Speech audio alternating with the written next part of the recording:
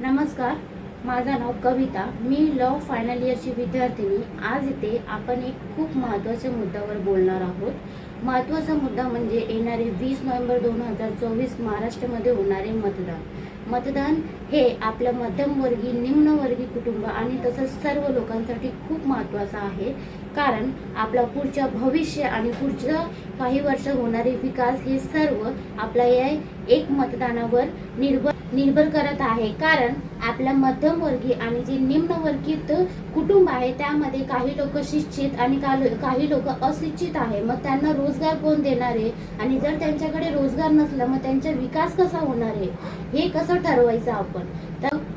तर गेली काही वर्ष आपण बघत आहोत की कुठल्या उमेदवाराने आपला चांगला विकास केला आहे आणि तसंच पुढच्या काही वर्षात भविष्यात येणारे वर्षात जर आपल्याला असंच चांगला विकास पाहिजे तर आपल्याला हे मतदानाचे जे अधिकार आहे जे आपल्याला संविधानमध्ये आपले मूलभूत अधिकारमध्ये दिलेले आहे त्याचा वापर करून आपण 20 नोव्हेंबर 2024 ला घरातून बाहेर पडू आणि आपले हे किमती मतदानाचा उपयोग करून आपले विकासासाठी आपले चांगल्या भविष्यासाठी एक चांगली उमेदवार पार्टी निवडून आणावं पाहिजे।